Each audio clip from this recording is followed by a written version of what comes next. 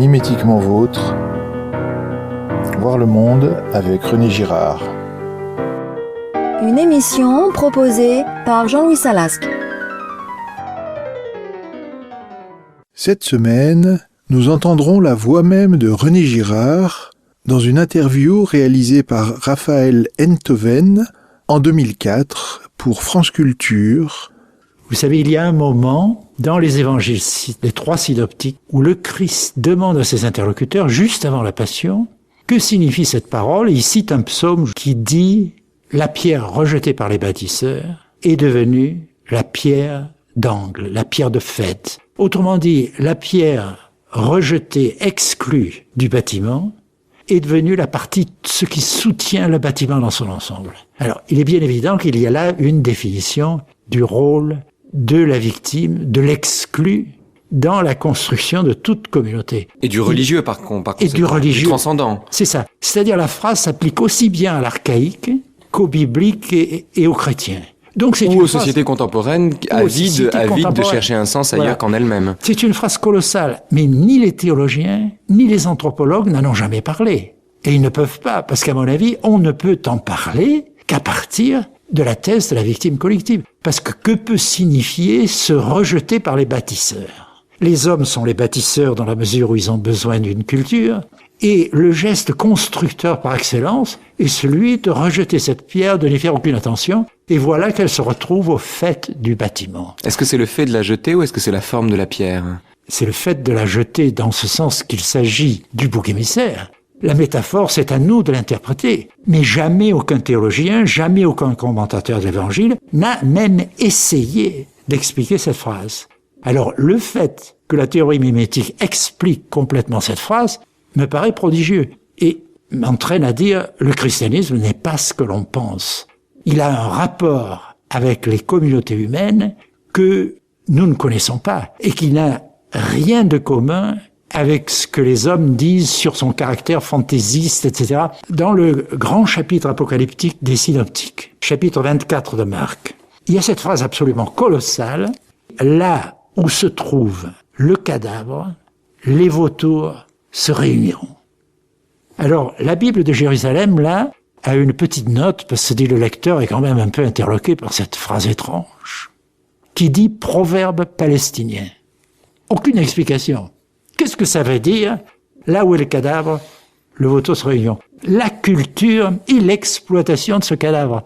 Donc la métaphore des vautours qui dévorent peu à peu ce cadavre est absolument essentielle et ne peut se rapporter qu'à ce dont nous parlons. Et René Girard, est-ce qu'il y a un lien à faire selon vous entre ce congrès de vautours autour d'une dépouille, donc qui fait qu'ils se réunissent autour d'elle et que par là même les vautours cohabitent? Est-ce qu'il y a un lien à faire entre ça et par exemple le geste arbitraire de Créon qui choisit de condamner l'un des 2 frères, donc Polynice, et d'élever l'autre au rang de héros, tout ça pour apaiser la furie thébaine? De façon arbitraire. La politique, c'est ça. Donc la politique reconduit le schéma du bouc émissaire. La politique reconduit le schéma. Mais je pense que la phrase en question, les vautours, parle du monde moderne, qui est une décomposition du mécanisme victimaire. Et donc, il y a des traductions qui disent les aigles au lieu des vautours. Mais je crois que le terme vautour est vraiment le terme propre là. Et je pense qu'il y a quelque chose de négatif dans l'appellation de vautour. Nous sommes une culture de vautours aujourd'hui qui vivons sur des restes de culture que nous nous déchirons.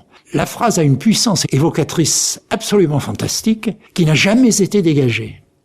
Ou alors une autre phrase que je cite malgré tout, parce que les évangiles sont pleins qui ne sont jamais expliqués. « Ne jetez pas vos perles aux cochons, car ils se retourneront contre vous et vous déchireront. » C'est une phrase sur la foule.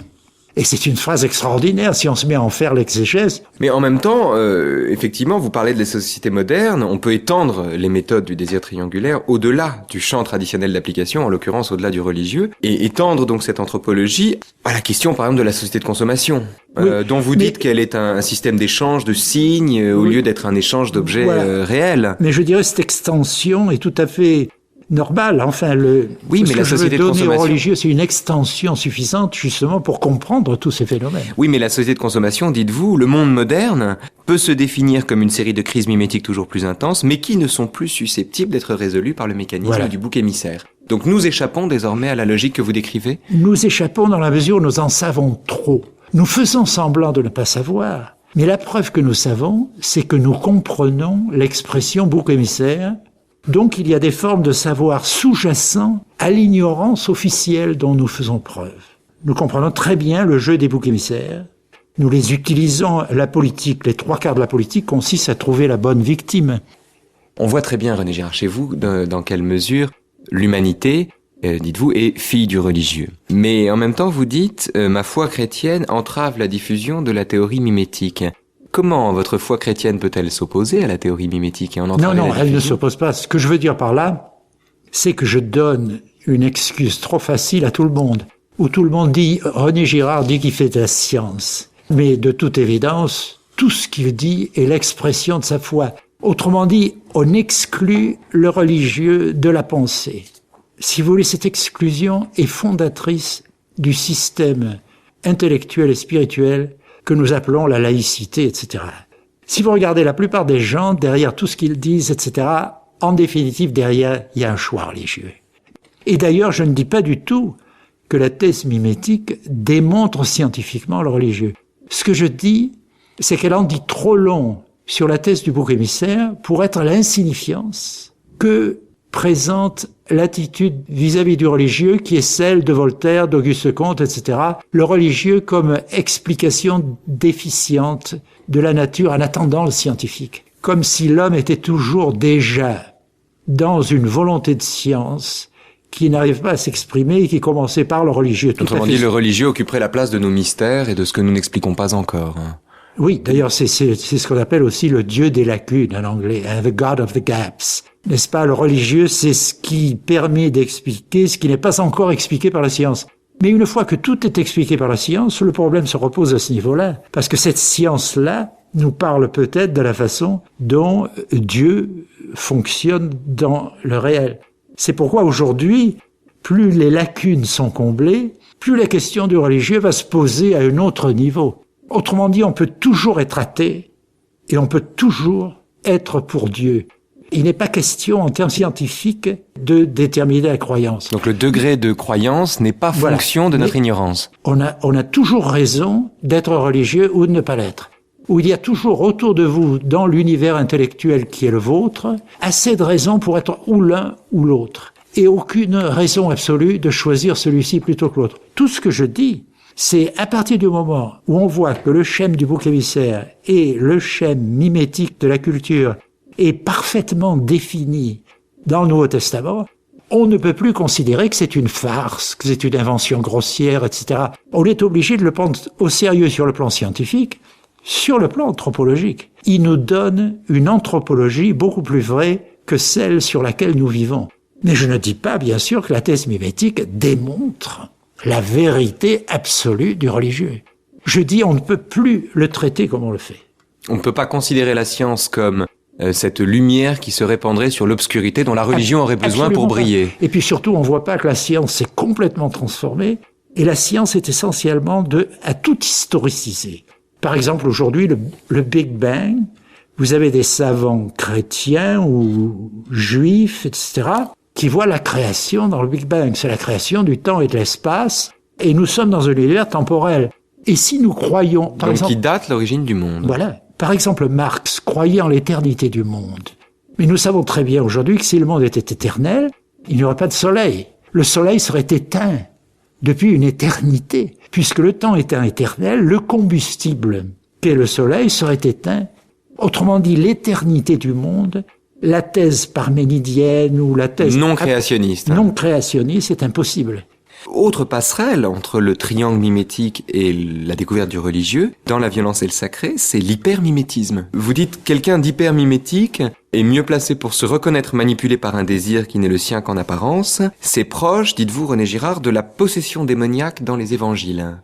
Donc on passe de Swann et Odette à la possession démoniaque, à la mania platonicienne. Voilà, parce que qu'est-ce que la possession démoniaque?